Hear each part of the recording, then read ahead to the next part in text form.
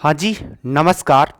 शारीरिक प्रशिक्षण अनुदेशक पीटीआई की दुनिया में आप सभी विद्यार्थियों का हार्दिक अभिनंदन, हार्दिक स्वागत करता हूं पीटीआई पाठशाला ऑनलाइन एकेडमी के डिजिटल प्लेटफॉर्म पे। तो साथियों, जुड़िए आप हमारे साथ। आपको पीछे दिख ही रहा होगा थंबनेल, ये हमारी बुक भी आ चुकी है मार्केट में। और जो विद्यार्थी मार्केट से बुक नहीं खरीद सकते वो ई बुक परचेज कर सकते हैं, और जो कि हमारे संपर्क नंबर है 7339828391 पे आप कॉल कर सकते हो। ऑनलाइन भी आप मंगा सकते हो, यानी दोस्तों नॉर्मल प्राइस के अंदर आपको मिल जाएगी। वैसे 520 है इसकी प्राइस, 520 है, यानी इस पे आपको जो डिस्काउंट मिलेगा यानी 60% आपको क्या मिलने वाला है, डिस्काउंट मिलने वाला है। तो आप देख ही रहोगे, चौन प्रकाशन से प्रकाशित है। और दोस्तों आज जो अपन बात करेंगे, यानी समझिएगा, आज जो अपन बात करने वाले हैं ये बात करेंगे अपने यूनिट फर्स्ट की। यूनिट फर्स्ट के बारे में अपने देखने वाले हैं। देखिएगा, यूनिट फर्स्ट से जो आपका सवाल आएगा वो सवाल कैसे आ सकता है, समझिएगा। यूनिट फर्स्ट,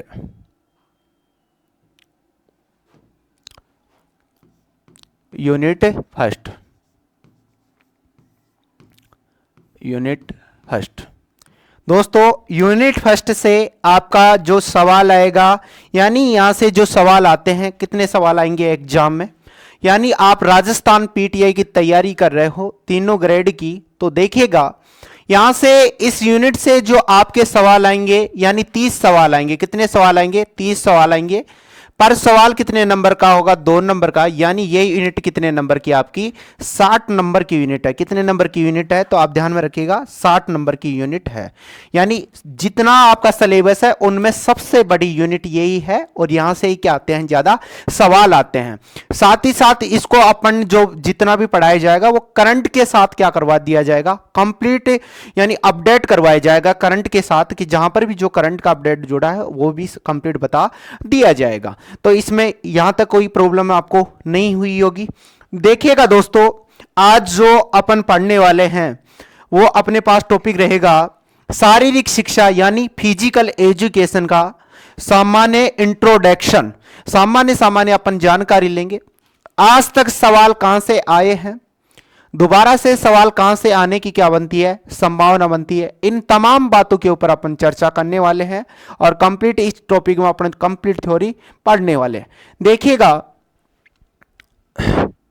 यहां पर बोला गया है दोस्तों, सबसे पहले देखेंगे अपने शारीरिक शिक्षा का अर्थ, यानी फिजिकल एजुकेशन के अर्थ के बारे में देखेंगे। समझिएगा, शारीरिक शिक्षा का अर्थ है, शारीरिक शिक्षा से तात्पर्य शारीरिक गतिविधियों के व्यवस्थित कार्यक्रम से है।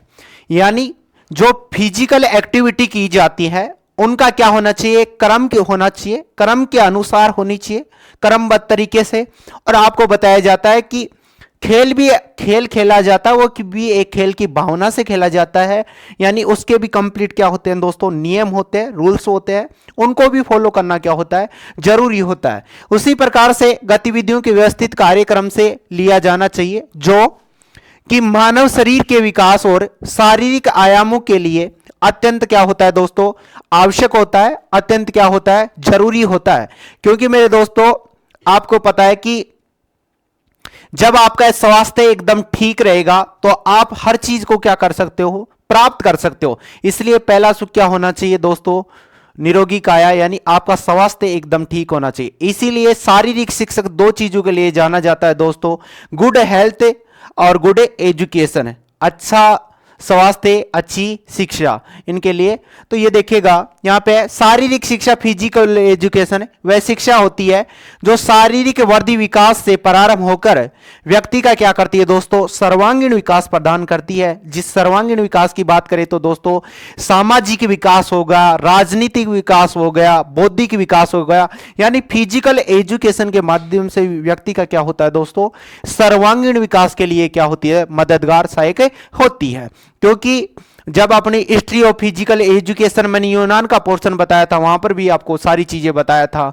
तो इसी प्रकार से आगे है, विकास प्रदान करती है। शारीरिक शिक्षा फिजिकल एजुकेशन द्वारा दक्षतापूर्ण व शक्तिशाली शरीर, अच्छे स्वास्थ्य, मानसिक स्फूर्ति और सामाजिक भावनात्मक गुणों से युक्त व्यक्तित्व का यह क्या करता है दोस्तों, व्यक्तित्व का निर्माण होता है।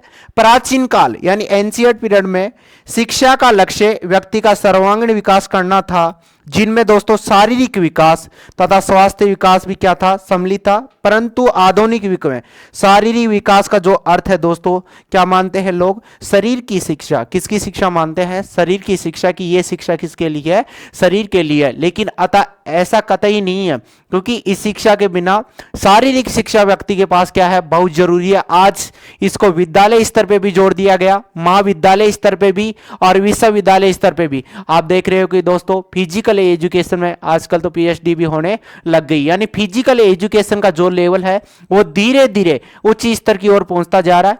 और फिजिकल एजुकेशन के प्रति जो भी भ्रांतियां फैली गई हुई थी, उनको भी धीरे धीरे क्या किया जा रहा है, समाप्त किया जा रहा है। तो यहां से भी एक सवाल आ सकता है, तो ध्यान में रखिएगा। उसके बाद में आगे बात करें दोस्तों शारीरिक शिक्षा की धारणाएं, यानी शारीरिक शिक्षा की कौन कौन सी धारणाएं हैं। शारीरिक शिक्षा की धारणाएं, पीटी सबसे पहले क्या है दोस्तों, पीटी यानी फिजिकल ट्रेनिंग। पीटी की बात करें तो हो जाएगा फिजिकल ट्रेनिंग की क्रियाओं को शारीरिक शिक्षा, फिजिकल एजुकेशन के नाम से भी जाना जाता है। पीटी को फिजिकल ट्रेनिंग कहा जाता है, यानी शारीरिक प्रशिक्षण। शारीरिक प्रशिक्षण यानी फिजिकल एजुकेशन की फिजिकल जो ट्रेनिंग दी जाती है दोस्तों। अब वहां पर भी क्या दिया जाता है, जब प्रशिक्षण उपलब्ध करवाया जाता है तो प्रशिक्षण में दोस्तों सारी चीजें पहले कोच खुद करेगा और बाद में उनसे बार बार करवाएगा, उनसे प्रैक्टिकल करवाएगा, प्रैक्टिस कराएगा, जिससे बार बार वो प्रैक्टिस करेगा, अभ्यास करेगा, तो ये हार्ड से हार्ड चीजें भी उनके लिए क्या हो जाती हैं, सरल हो जाती हैं। और जब भी प्रशिक्षण या ट्रेनिंग उपलब्ध करवाई जाती है, दिया जाता है, तो दोस्तों वो सरल से हार्ड की ओर दिया जाता है। इसमें शारीरिक व्यायामों को एक श्रृंखला में दोस्तों अभ्यास के तौर पर किया जाता है। इन बार बार इनका अभ्यास किया जाता है, प्रैक्टिस किया जाता है, जिनसे वो सारी चीजें उनको समझ में आ जाती हैं। ड्रिल को भी शारीरिक शिक्षा के रूप में देखते थे। सेना किसी भी क्रमबद्ध गतिविधियों को ड्रिल कहते हैं दोस्तों, यानी डिफेंस के लिए जो भी गतिविधियां कराई जाती है, फिजिकल एक्टिविटी कराई जाती है, उनको किस नाम से पुकारा करते थे, ड्रिल के नाम से पुकारा करते थे। व्यक्तिगत आयामों को सामूहिक रूप से करने पर उसे मास ड्रिल कहते हैं। शारीरिक शिक्षा को फिजिकल कल्चर भी कहा जाता है, क्योंकि दोस्तों इसलिए कहा जाता है कि जब से मानव इस पृथ्वी के ऊपर है, यानी कि दोस्तों एक मानव की उत्पत्ति भी आप समझ ही सकते हो, फिजिकल एक्टिविटी के बिना नहीं हो सकती। यानी जब से मानव इस पृथ्वी के ऊपर आया तब से ही क्या है, ये अपनी है। और साथ ही साथ कल्चर यानी एक संस्कृति का पोर्शन भी इसे जोड़ा दिया गया, क्योंकि इसके अंदर जो तमाम खेल खेले जाते हैं, आज सोशल मीडिया का युग है, कई खेल तो क्या हो चुके हैं, समाप्त। उनको भी अपने क्या करना है, पुनर्जीवित करना है। और जब व्यक्ति खेल खेलता है तो आप देखिएगा कि उसका स्वास्थ्य भी एकदम ठीक रहता है, और भी कोई कार्य करता है वहां पर भी उसका पूरा ध्यान लगता है। और फिजिकल कल्चर में भार व्यायामों को दोस्तों करवाया जाता है वजन वालों को। यूरोपीय विचारधारा के कारण जिम्नास्टिक को शारीरिक शिक्षा के रूप में जाना जाने लगा, यानी दोस्तों इसलिए क्योंकि सभी खेलों की जो जननी कहा जाता है वो किसको कहा जाता है, जिम्नास्टिक। यानी जितने भी खेलों की उत्पत्ति हुई है वो कहां से हुई है, जिम्नास्टिक से हुई है। इसीलिए कहा जाता है कि दोस्तों शरीर के लिए व्यक्ति को जिम्नास्टिक करना चाहिए, और आत्मा की संतुष्टि के लिए व्यक्ति को क्या सुनना चाहिए दोस्तों, संगीत सुनना चाहिए। ये दोनों चीजें व्यक्ति के लिए क्या हो जाती हैं, बहुत जरूरी हो जाती हैं। परंतु ये उपकरणों की गतिविधियों के रूप में जानी जाती है। इसे शारीरिक शिक्षा, फिजिकल एजुकेशन का एक भाग माना जा सकता है। उसके बाद हम दोस्तों परिभाषा। अब देखो हर व्यक्ति आएगा, हर व्यक्ति के पास दोस्तों अपनी स्वतंत्रता है, वो अपने क्या रख सकता है, विचार रख सकता है। अलग अलग व्यक्तियों ने शारीरिक शिक्षा यानी फिजिकल एजुकेशन पे क्या दी है, परिभाषा दी है। परिभाषा यानी उन्होंने दोस्तों इनके साथ क्या किया है, अनुभव साझा किया है। सबसे पहले देखें दोस्तों, पहले आते हैं अपने AR वेमन अंकल के अनुसार। इन्होंने बोला कि शारीरिक शिक्षा, फिजिकल एजुकेशन शिक्षा का वह भाग है जो शारीरिक क्रियाकलापों के द्वारा व्यक्ति का विकास करता है और उसे क्या देता है, उसे प्रशिक्षण देता है, यानी उसे सिखाता है, उसे प्रशिक्षण का मतलब होता है कि उस व्यक्ति को क्या करता है, ये सिखाता है। ये बात करने वाले कौन थे, ए आर वेमन। डायरेक्ट सवाल पूछ लेता है कि ए आर वेमन अंकल के अनुसार कौन सी परिभाषा शारीरिक शिक्षा की दी गई थी। तो ये चीजें अपने को याद होनी बहुत जरूरी है। उसके बाद में अगले आते हैं जेपी थॉमस। जेपी थॉमस इन्होंने बोला शारीरिक शिक्षा शारीरिक क्रियाकलापों के माध्यम से बच्चे के संपूर्ण व्यक्तित्व का विकास है।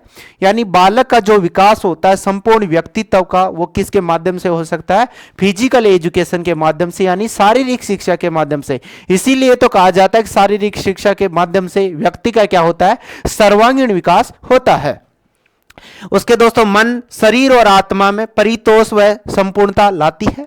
उसके बाद में देखेंगे शारीरिक शिक्षा तथा मनोरंजन को केंद्रीय सलाहकार बोर्ड शारीरिक शिक्षा ही है। बताया जाता है कि शारीरिक शिक्षा तथा मनोरंजन का केंद्रीय सलाहकार बोर्ड शारीरिक शिक्षा को शिक्षा ही है। जिस प्रकार से दोस्तों अपने पाठ जुड़े हैं, जहां पर दोस्तों क्या है, विज्ञान है, गणित है, उसी प्रकार से आजकल क्या मानने लगे, शारीरिक शिक्षा भी एक शिक्षा का ही क्या बताया जाता है दोस्तों, अभिन्न अंग बताया जाता है।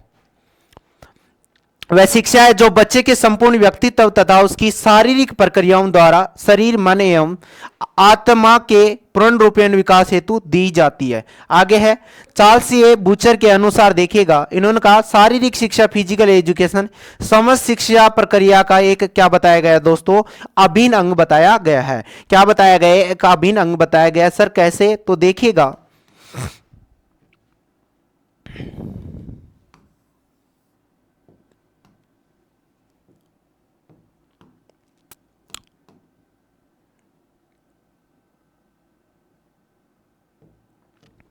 देखिएगा ये क्या अपनी शिक्षा एजुकेशन जिस प्रकार से इसके जो अंग है अपने वो हैं दोस्तों, मानिए विज्ञान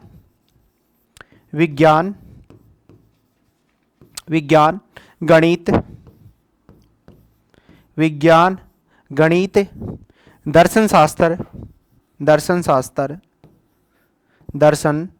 शास्त्र।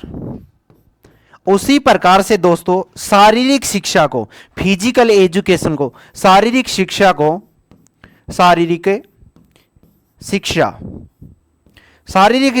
शिक्षा का क्या माना गया है दोस्तों, अभिन्न अंग माना गया है। कौन सा अंग माना गया है, तो ध्यान में रखिएगा अभिन्न अंग माना गया है, अभिन्न अंग। अब देखिए कि वर्तमान में दोस्तों सरकारों के द्वारा या दोस्तों अपना जहां पर भी सिलेबस जुड़ा हुआ है, भले अपन विद्यालय स्तर की बात करें, महाविद्यालय स्तर की बात करें, विश्वविद्यालय स्तर की, वहां पर इसको अनिवार्य रूप से जोड़ दिया गया है क्योंकि ये बहुत जरूरी है। तो देखिएगा यहां तक तमाम बातें आपको समझ में आई होंगी। यही बता रहा अभिन्न अंग है। उद्यमशीलता का दोस्तों एक क्षेत्र है जो चुनी हुई शारीरिक गतिविधियों के माध्यम से मनुष्य की निष्पादन क्षमता का क्या करता है दोस्तों, ये परिणाम है, उसका ये क्या बताया जाता है, रिजल्ट बताया जाता है। आगे देखें दोस्तों, महात्मा गांधी जी के अनुसार जो शारीरिक शिक्षा की जो परिभाषा दी गई, यानी अपने राष्ट्रीय पिता महात्मा गांधी जी के अनुसार, ये भी बड़ी इंपॉर्टेंट है। यहां से सवाल आने की बहुत बड़ी क्या बनती है, संभावना। देखा महात्मा गांधी, इन्होंने कहा शिक्षा से मेरा अभिप्राय है बच्चे और बड़ों के शरीर, मन और आत्मा के सर्वोन्मुखी विकास से बताया गया। ये बात करने वाले कौन है दोस्तों, महात्मा गांधी जी। उसके बाद में अगले आते हैं अपने स्वामी विवेकानंद जी। दोस्तों आपने देखा होगा कि स्वामी विवेकानंद जी ने जो ज्ञान की प्राप्ति की थी, जो आध्यात्मिक ज्ञान की प्राप्ति की थी, वो किसके माध्यम से की थी, योग के माध्यम से। और दोस्तों योग का जो जन्मदाता देश है वो कौन सा, अपना भारत देश है। और आज भारतीय संस्कृति का विश्व में क्या लहरा रहा है, प्रचार प्रसार। देखिएगा स्वामी विवेकानंद जी कहते हैं आज भारत को भगवत गीता की नहीं बल्कि फुटबॉल के मैदान की जरूरत है। इन्होंने साफ साफ कहा है कि आज वर्तमान में आध्यात्मिक ग्रंथों की आवश्यकता नहीं है भारत देश को, इससे कई गुना ज्यादा किसकी आवश्यकता है, फुटबॉल के मैदान की आवश्यकता है, उन्हें एक खेल के मैदान की आवश्यकता है। यानी मेरे दोस्तों, खेल से अगर आपका स्वास्थ्य अच्छा रहेगा तो आप बाद में भी आप किसकी प्राप्ति कर सकते हो, ज्ञान की प्राप्ति कर सकते हो। यानी आपकी सबसे पहले आपकी शारीरिक फिटनेस होना क्या है, बहुत जरूरी बताया गया। ये बात करने वाले कौन थे, स्वामी विवेकानंद जी, कि आज भारत को भगवत गीता की आवश्यकता नहीं है, बल्कि किसकी आवश्यकता बताए हैं, एक फुटबॉल के मैदान की आवश्यकता है। यह परिभाषा किसके अनुसार दी गई, तो आपका जवाब होना चाहिए जी हां, स्वामी विवेकानंद जी के अनुसार यह परिभाषा दी गई थी। और बड़ी वेरी मोस्ट है, और पीटीआई एग्जाम 2026 में दोबारा से छपने की क्या बनती है संभावना, तो वेरी मोस्ट कर लीजिएगा। आगे है दोस्तों हेरी क्रोबक। हेरी क्रोबक मनोवैज्ञानिक के अनुसार बताया, शारीरिक शिक्षा फिजिकल एजुकेशन शिक्षा के कार्यक्रम का वह भाग है जिसमें शारीरिक कार्यक्रमों द्वारा संपूर्ण बच्चे की क्या बताया गया दोस्तों, शिक्षा, यानी संपूर्ण बच्चे के लिए क्या बताया गया, एक एजुकेशन है और वो उसके लिए क्या है, जरूरी है। जेपी थॉमस अंकल के अनुसार कहा गया, शरीर के द्वारा शरीर के लिए की गई क्रिया शारीरिक शिक्षा होती है। उन्होंने कहा कि सिर्फ ये शरीर के द्वारा की जाती है और शरीर के लिए होती है शारीरिक क्रिया, यानी ये एक फिजिकल एक्टिविटी है। ये कहने वाले कौन थे, जेपी थॉमस अंकल के अनुसार बताया गया। आगे है जे.एफ. विलियम्स के अनुसार देखिएगा, शारीरिक शिक्षा फिजिकल एजुकेशन व्यक्ति के शारीरिक क्रियाओं का क्या बताया गया दोस्तों, योग का मतलब जोड़ है, जो अपने अनुभव द्वारा चुनी जाती है तथा अपने उद्देश्यों यानी पर्पस द्वारा प्रयोग की जाती है। ये भी थोड़ा ध्यान में रखिएगा। उसके बाद में दोस्तों ओफर ट्यूफर के अनुसार बताया गया है, शारीरिक शिक्षा फिजिकल एजुकेशन उन अनुभवों का एक कुल योग है जो व्यक्ति विशेष को शारीरिक क्रियाओं द्वारा प्राप्त होते हैं। यानी जब व्यक्ति फिजिकल एक्टिविटी करता है उनके द्वारा उनको क्या होते हैं दोस्तों, ये प्राप्त होते हैं।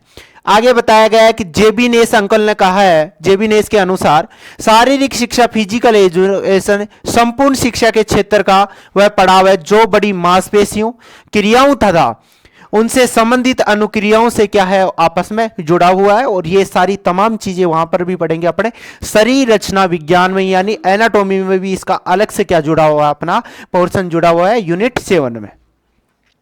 आर केसेडी अंकल के अनुसार जो परिभाषा दी गई, उन्होंने बोला शारीरिक क्रियाओं पर केंद्रित अनुभवों द्वारा जो परिवर्तन मनुष्य में होते हैं वे ही क्या है दोस्तों, शारीरिक शिक्षा, यानी शारीरिक शिक्षा कहलाती है। वही क्या कहलाता है, फिजिकल एजुकेशन कहलाता है। हर व्यक्ति को स्वतंत्रता अपनी परिभाषा देने की, और वो जीवन में जैसा साझा किया उनके अनुसार अपने विचारों को क्या कर रहे हैं, प्रकट कर रहे हैं। उसके बाद दोस्तों प्लेटो, दोस्तों जितने भी अपने ये दार्शनिक हुई है, यानी जितने भी दार्शनिक हुई है, ये किसकी देन बताई जाती है दोस्तों, यूनान देश की देन बताई जाती है।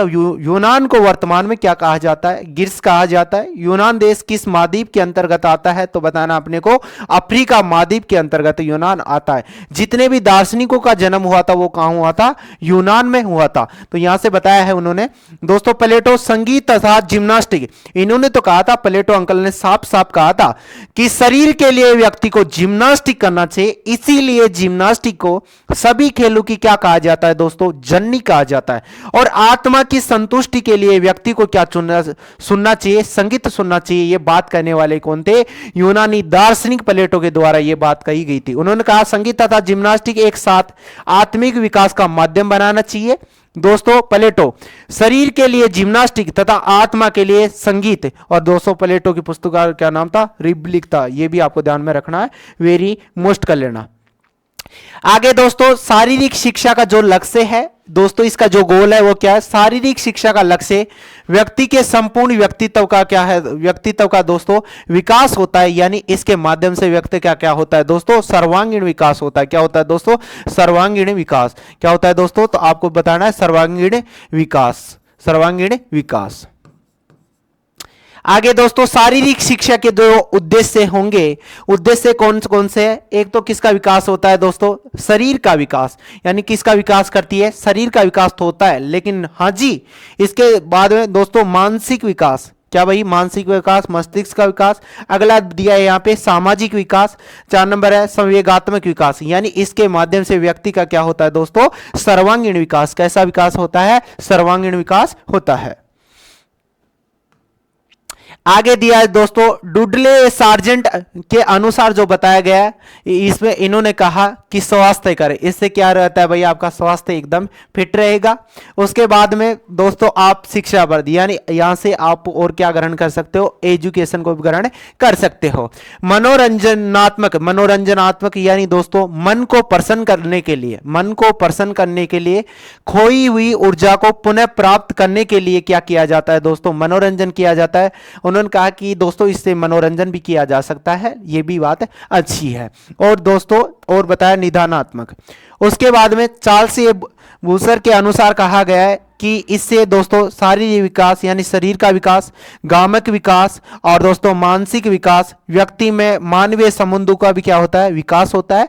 जब दोस्तों एक टीम दूसरी टीम से जुड़ती है, एक देश दूसरे देश में खेलने जाता है, तो आपस में उनका जो भाईचारा है उसको भी क्या मिलता है, बढ़ावा मिलता है। उनके रिश्ते क्या होते हैं, आपस में मजबूत होते हैं। यानी मेरे दोस्तों इसीलिए आज शारीरिक शिक्षा विश्व भर में क्या लहरा रही है, इसका परचम लहरा रहा है।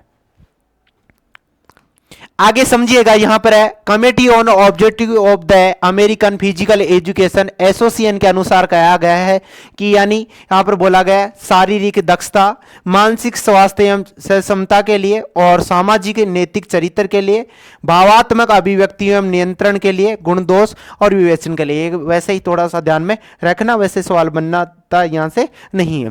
उसके बाद में जेबिनेस के अनुसार कहा गया है कि शारीरिक अंगों का विकास होता है, यानी अपनी जितनी भी बॉडी में जितने भी अंग है, फिजिकल एजुकेशन के माध्यम से, शारीरिक शिक्षा के माध्यम से दोस्तों, फिजिकल एक्टिविटी के माध्यम से शरीर के जितने भी अंग है उनका क्या होता है, विकास होता है। क्या होता है भाई, विकास होता है।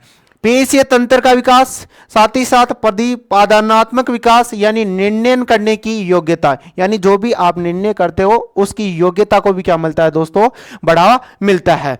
भावनात्मक विकास, आप एक दूसरे के विचारों से जुड़ते हो। उसके बाद में है बलूम एवं कर्थवोल के अनुसार कहा गया है, पहला संज्ञानात्मक है। इसमें ज्ञान यानी नॉलेज, समझ, विश्लेषण, संश्लेषण तथा मूल्यांकन क्या होते हैं दोस्तों, सम्मिलित होते हैं।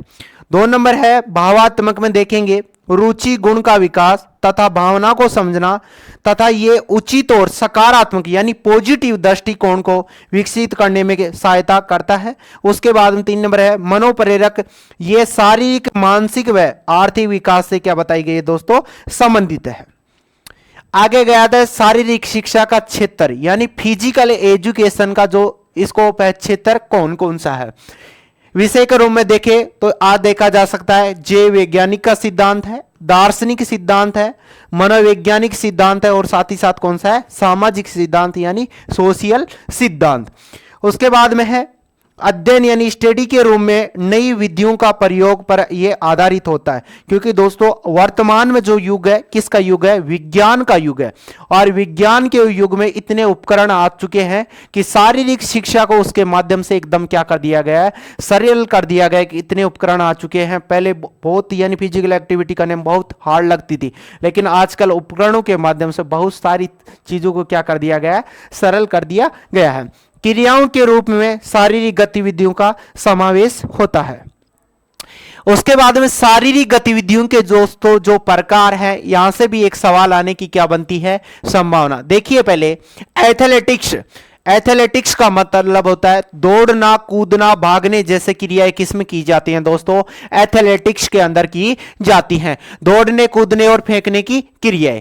2 नंबर पे है जिम्नास्टिक, आर्टिस्टिक, एरोबिक, रिदमिक व टेम्पोरल, इनके बारे में। 3 नंबर पे दिया दोस्तों जल कीड़ाएं, जल कीड़ाएं यानी दोस्तों तैराकी करना, और तैराकी का नाम क्या, उपनाम क्या बताया जाता है दोस्तों, गोताखोरी। जल कीड़ाएं इनमें कौन कौन सी आती है, तैराकी आती है, गोताखोरी का उपनाम ये वाटर पोलो आदि। उसके बाद 4 नंबर पे है व्यक्तिगत और टीम खेल। ये दोस्तों एक होगा इंडोर और एक होगा आउटडोर। इंडोर ऐसे खेल जिनको अंदर किया जा सकता है, यानी बंद कमरे के अंदर भी आप खेल सकते हो। आउटडोर ऐसे खेल जिनके लिए किसकी आवश्यकता होती है, मैदान की आवश्यकता होती है। इंडोर और आउटडोर दोनों आपके क्या हो गए, एकदम क्लियर। उसके बाद में सुनिएगा मनोरंजनात्मक खेल। दोस्तों मनोरंजन के लिए किए जाने वाले, यानी खोई हुई शक्ति को पुनः प्राप्त करने के लिए मनोरंजनात्मक खेल कैरम, शतरंज, डोज और बॉल हो जाएगी। उसके बाद में दोस्तों साहसिक खेल, यानी जिसमें दोस्तों साहसिक खेल में पर्वतारोहण यानी पहाड़ की चढ़ाई करना दोस्तों, साथ ही साथ क्या होगा शिविर, शिविर बोल दो या कैंप। अभी इसमें क्या होता है दोस्तों, शिविर या कैंप होता है तो एक ये शांत वातावरण में लगाया जाता है, घर या विद्यालय से दूर लगाया जाता है, वहां पर ये सारी चीजें सिखाई जाती है, इस बात का प्रशिक्षण दिया जाता है कि मनुष्य एक सारी सुविधाओं कैसे रहता है, उसके अलावा वो कम सुविधाओं में अपना जीवन कैसे जी सकता है, ये सारी चीजें किसमें सिखाई जाती है, शिविर या कैंप में सिखाई जाती है। और ये जो शिविर या कैंप लगाए जाते हैं ये किस आकृति के लगाए जाते हैं, यू आकृति के लगाए जाते हैं, कैसे अंग्रेजी के यू आकृति के ये लगाए जाते हैं। और जो वहां पर मेन गेट होता है वहां पर कौन बैठाया जाता है, गार्ड बैठाया जाता है कि जिनसे जहां पर भी आपका शिविर या कैंप लगाया गया उसकी क्या की जा सके, सुरक्षा। और बीच में इनकी क्या होती है दोस्तों, रसोई होती है यानी मेस घर और ट्रेकिंग। उसके बाद में परंपरागत खेल, जिसमें दोस्तों अपने ऐसे खेल जो पीढ़ी दर पीढ़ी चलते आ रहे हैं, जैसे अपना दोस्तों कबड्डी हो गया, खो खो हो गया, मलखंभ हो गया और क्या हो गया, पिरामिड। उसके बाद में द्वंद्वात्मक खेल में देखेंगे दोस्तों मुक्केबाजी करना, क्या करना, मुक्केबाजी करना, जूडो हो गया, कुश्ती हो गई और तलवारबाजी। उसके बाद 9 नंबर पे दोस्तों योग क्रियाएं, कौन सी क्रियाएं दोस्तों, योग क्रियाएं यानी यौगिक क्रियाएं। जिस प्रकार से मेरे दोस्तों यानी बाहर से अपने शरीर को स्वस्थ रखने के लिए अपने स्नान करते हैं, इसीलिए आंतरिक शरीर को स्वस्थ रखने के लिए दोस्तों अपने को क्या करनी चाहिए, यौगिक क्रियाएं करनी चाहिए। 10 नंबर है प्रदर्शन क्रियाएं, जिसमें दोस्तों ड्रिल हो गया और क्या हो गया, मार्चिंग। आगे समझिएगा दोस्तों व्यवसायिक अभ्यास एवं सेवाएं, फोन नंबर है व्यवसायिक अभ्यास एवं सेवाएं, रोजगार व जीवन यापन की क्रियाएं यानी फिजिकल एक्टिविटी, शारीरिक शिक्षा की आवश्यकता तथा महत्व, यानी शारीरिक शिक्षा की आवश्यकता यानी नीड क्या है, महत्व यानी इसके इंपोर्टेंस क्या है, व्यक्तित्व का विकास यानी व्यक्ति के विकास के लिए क्या बताई गई है, बहुत जरूरी बताई गई। यहां पर कहा गया 1 नंबर शारीरिक वृद्धि और विकास, शारीरिक शिक्षा फिजिकल एजुकेशन की महत्वता इसलिए है क्योंकि ये मानवीय शारीरिक क्रियाशीलता के विकास में सहायक मददगार है। यह थकान के विरुद्ध कार्य करने की क्षमता बढ़ाती है तथा कार्य के प्रदर्शन, जो भी कार्य करो उसके प्रदर्शन को और भी क्या देती है दोस्तों, बढ़ावा देती है, में सुधार व विकास करती है। उसके बाद में शारीरिक दक्षता का विकास, शारीरिक दक्षता का विकास, शारीरिक गठखुद तथा गामक योग्यताओं के बारे में ज्ञान यानी नॉलेज, और शारीरिक दक्षता विकास में शारीरिक शिक्षा की महत्वपूर्ण भूमिका होती है। और शारीरिक व्यायामों के द्वारा शारीरिक दक्षता का कार्य क्षमता में क्या होता है दोस्तों, सुधार होता है। आगे कहा गया संवेगात्मक विकास में देखते हैं। संवेगात्मक विकास, खेलों के द्वारा बालक के संवेगों की अभिव्यक्ति होती है और मौलिक प्रवृत्तियों को बाहर निकालने का अवसर प्राप्त होता है। खेलों के द्वारा बालक अपनी भावनाओं को प्रकट करते हैं, यानी खेल के माध्यम से बालक की जो भी भावना है उनको सबको क्या करता है दोस्तों, आंतरिक भावनाओं को बाहरी रूप से वो क्या करते हैं, प्रकट करते हैं। इसलिए दोस्तों खेल ही क्या है, जीवन है। और ये बात करने वाले कौन थे, जॉन डेवी ने साफ साफ कहा था कि खेल ही जीवन है, खेल ही क्या है, जीवन है। लेकिन लोगों में इस प्रकार की पहले भ्रांतियां फैली हुई थी, उन भ्रांतियों को धीरे धीरे क्या किया गया दोस्तों, समाप्त किया गया है। आगे है न्यूरो मांसपेशी सामंजस्य के बारे में। शारीरिक शिक्षा फिजिकल एजुकेशन अपनी गतिविधियों के माध्यम से खिलाड़ी में दोस्तों स्नायु तंत्र व पेशी में सामंजस्य बनाती है, यानी आपस में दोस्तों इसका क्या बैठाती है, तालमेल बैठाती है। सामंजस्य का मतलब आपस में इनमें क्या बैठाती है, तालमेल। और निरंतर यानी रेगुलर गतिविधियों के अभ्यास से न्यूरोपेशी तंत्र संयोजन का विकास अच्छे रूप में होता है। उसके बाद में सामाजिक गुणों का विकास में देखिएगा, सामाजिक गुणों का विकास, शारीरिक शिक्षा बालक में यानी बालक में शारीरिक मानसिक गुणों के विकास के साथ सामाजिक गुणों का विकास भी करती है, यानी ऐसे गुण जो समाज में काम आते हैं, सोशल दोस्तों, सामाजिक जो आपके रिलेशन होते हैं उनको भी क्या देती है, बढ़ावा देती है। आपके संबंधों को क्या करती है, ये मजबूत करती है। जैसे दोस्तों खेल भावना, मित्रता, अनुशासन, सहयोग आदि। इसलिए इन क्षेत्रों में जानकारी प्राप्त करने से व्यक्ति अपने तथा सामाजिक स्वास्थ्य के विकास में सहायक हो सकता है। आगे है व्यक्तिगत सामंजस्य। शारीरिक शिक्षा फिजिकल एजुकेशन एक बालक को अभिव्यक्ति का अवसर प्रदान करती है और बालक में हर परिस्थिति में समायोजित होने, यानी बालक के पास किसी भी प्रकार की परिस्थिति आ जाए उसमें वो क्या हो सके, समायोजित हो सके। उस परिस्थिति के अनुसार बालक को क्या करना सिखाती है, ढलना ये सिखाती है। ये भी आप बात ध्यान में रखिए। गुण उत्पन्न करती है, खेल परिस्थितियों में उत्तरदायी होकर व्यक्ति जीवन में ये उत्तरदायी हो जाता है। आगे क्या है दोस्तों, शैक्षणिक विकास। शैक्षणिक विकास में है सबसे पहले मानसिक विकास।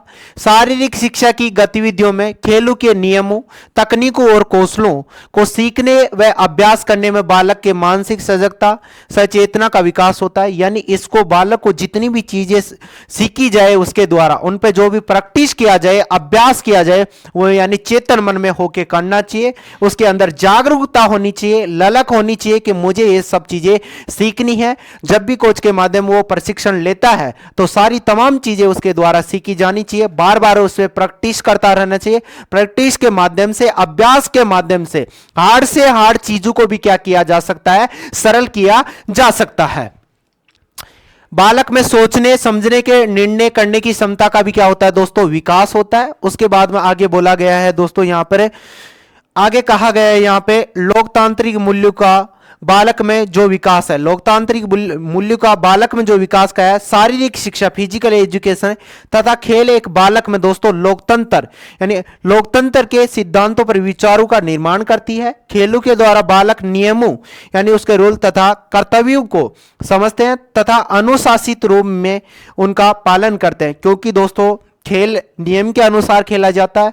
और दोस्तों फिजिकल एजुकेशन का विद्यार्थी यानी खेल से जुड़ा हुआ विद्यार्थी वो जाना जाता है अपने अनुशासन के कारण। और जो व्यक्ति जीवन में अनुशासन में रहना सीख लिया ना, वो हर चीज को क्या कर सकता है, उपलब्ध कर सकता है, क्योंकि कोई लक्ष्य मनुष्य के साथ से बड़ा नहीं, हारा वही जो आज तक कभी लड़ा नहीं। उसके बाद में कहा गया नागरिकता के गुणों का जो विकास है, बोला है शारीरिक शिक्षा, फिजिकल एजुकेशन द्वारा बालक में राज्य के प्रति नागरिकता के गुणों का विकास होता है। खेल नियमों की पालना जैसे गुण उनके जीवन में अनुशासित व्यवहार का निर्माण करते हैं।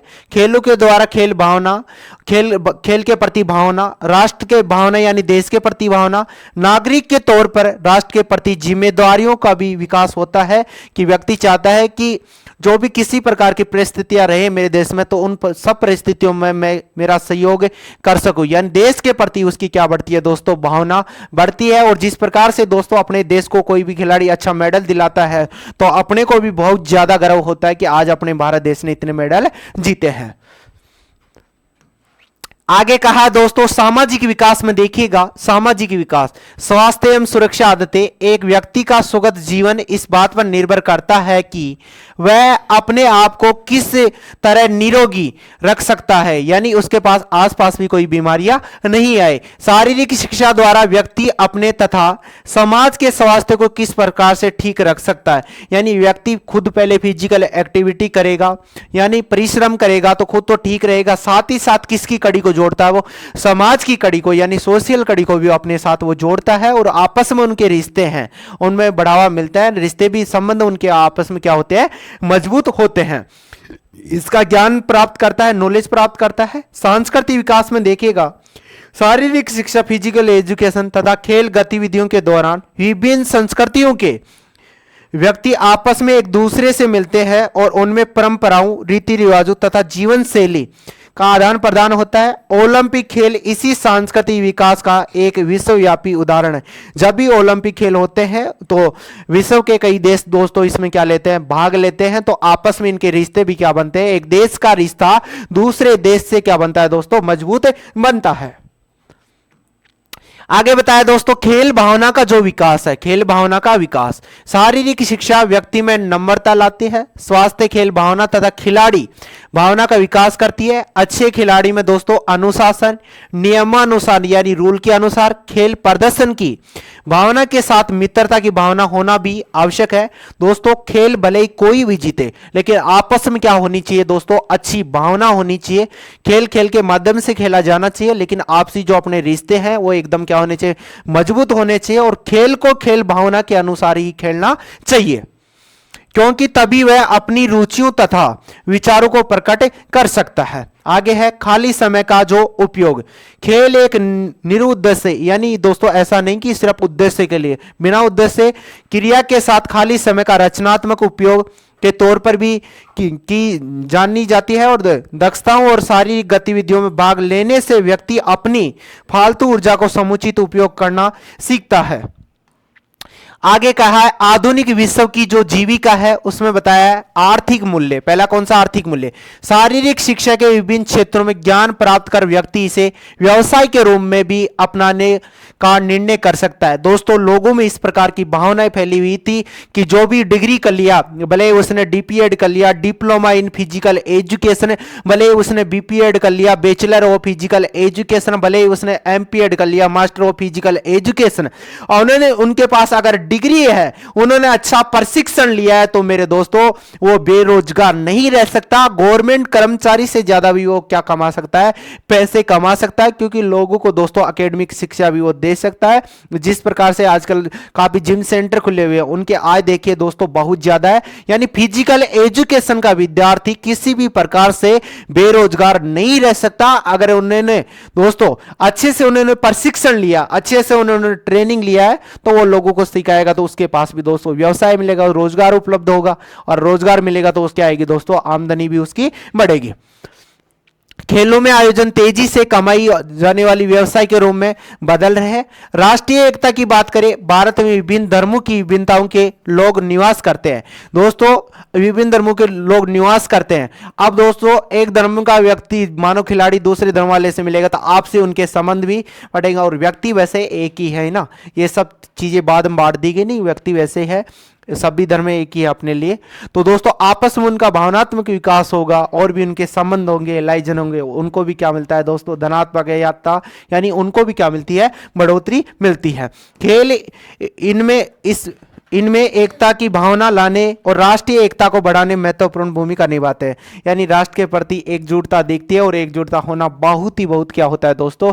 जरूरी होता है, जिससे कि बाकी देशों को भी पता चले कि दोस्तों उस भारत देश की एकता इस प्रकार से है। आगे 3 नंबर पे अंतर्राष्ट्रीय यानी इंटरनेशनल समझ खेलू है। शारीरिक शिक्षा के अंतर्राष्ट्रीय आयोजन विभिन्न देशों के खिलाड़ियों को व्यक्तिगत मेल मिलाप का अवसर प्रदान करते हैं। इनके द्वारा लोगों को नजदीक लाकर परस्पर यानी आपसी अनुभवों, वैश्विक भाईचारे की भावना को बढ़ाने के क्या मिलते हैं दोस्तों? अवसर मिलते हैं। उसके बाद में आगे देखिएगा, अगला है शारीरिक शिक्षा के प्रति भ्रांतियां। दोस्तों लोगों में फिजिकल एजुकेशन के प्रति जो भ्रांतियां थी, उनके जो नकारात्मक विचार थे वो कौन कौन से हैं, लेकिन उन सबको अभी धीरे धीरे क्या होते जा रहे हैं? समाप्त। यानी फिजिकल एजुकेशन का विश्व भर में क्या लहरा रहा है? परचम लहरा रहा है। खेलों की दुनिया बहुत आगे बढ़ती जा रही है, और सरकार के द्वारा खेलों के ऊपर बहुत ज्यादा क्या दिया जा रहा है?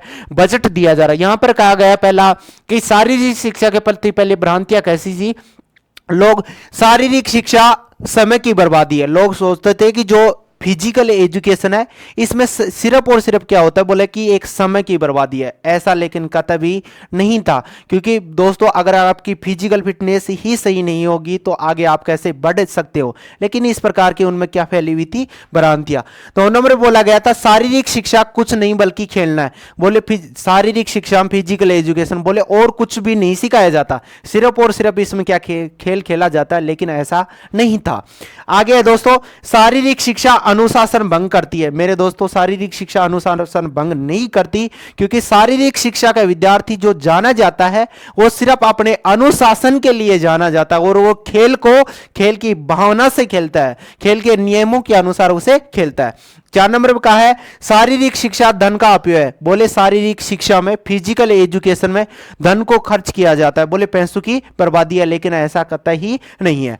आगे 5 नंबर शारीरिक शिक्षा शारीरिक विकास में सहायता करती है, मानसिक विकास में नहीं। बोले इससे सिर्फ शरीर का विकास होता है, मानसिक विकास नहीं होता।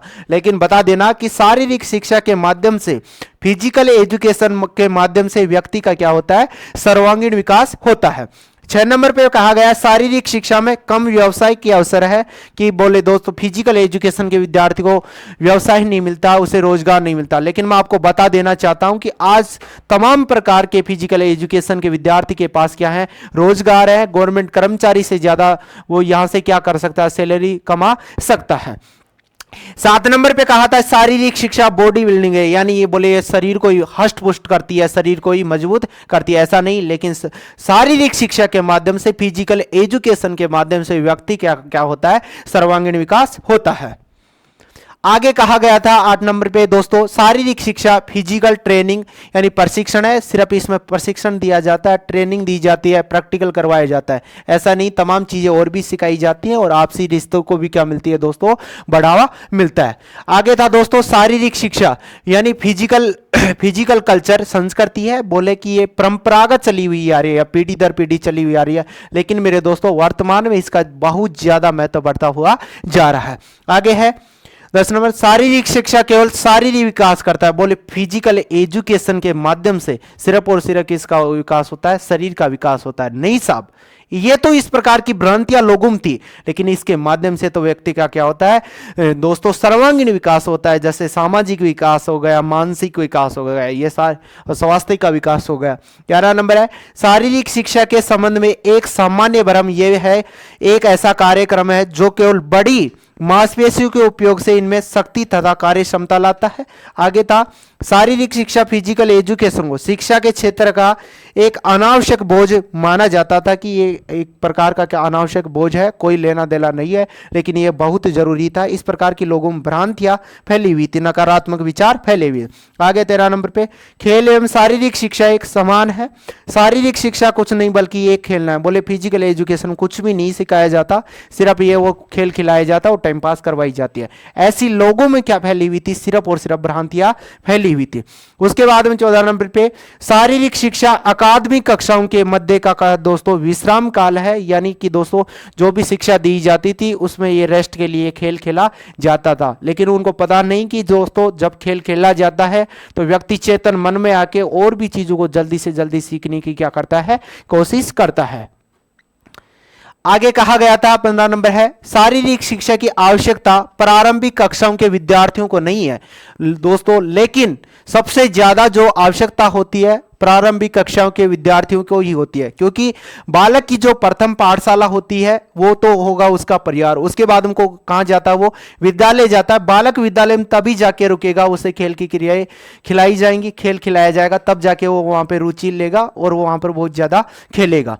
आगे दोस्तों शारीरिक शिक्षा को कोई भी पढ़ा सकता है, नहीं दोस्तों, फिजिकल एजुकेशन को हर कोई पढ़ा सकता है, नहीं, लेकिन लोगों की भ्रांतियां थी, जिसको नॉलेज वही पढ़ा सकता है, इसके लिए किसी विशेष प्रशिक्षित व्यक्ति की आवश्यकता नहीं है, इस प्रकार की भ्रांतियां थी। आगे 17 नंबर शारीरिक शिक्षा शिक्षक अन्य शिक्षकों की तुलना में निम्न स्तर अकादमिक स्तर का होता है, ऐसा नहीं, वो एक विशेषज्ञ होता है, अपने सब्जेक्ट के प्रति बहुत ज्यादा नॉलेज रखता है और अपना सब्जेक्ट लोगों के साथ क्या करता है, साझा करता है और फिजिकल एजुकेशन को बहुत ज्यादा क्या देता है, बढ़ावा देता है।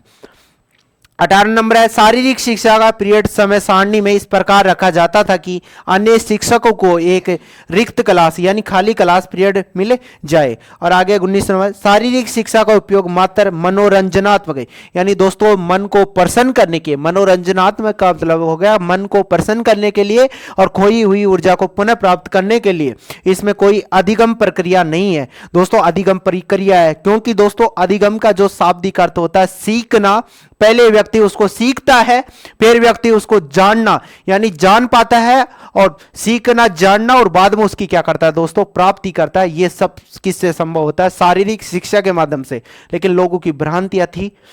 आगे 20 नंबर शारीरिक शिक्षा को आज भी शिक्षा के भव्य भवन का एक अनावश्यक भाग माना जाता है। इस प्रकार की लोगों में क्या फैली हुई थी, फिजिकल एजुकेशन के प्रति लोगों में भ्रांतियां फैली गई थी, लेकिन धीरे धीरे ये सभी भ्रांतियां समाप्त होती जा रही हैं। तो मेरे दोस्तों मेरे द्वारा आज फर्स्ट टॉपिक में जो भी आपको जानकारी दी गई है तमाम जानकारी आपको समझ में आई होगी, किसी प्रकार की कोई समस्या नहीं रही होगी।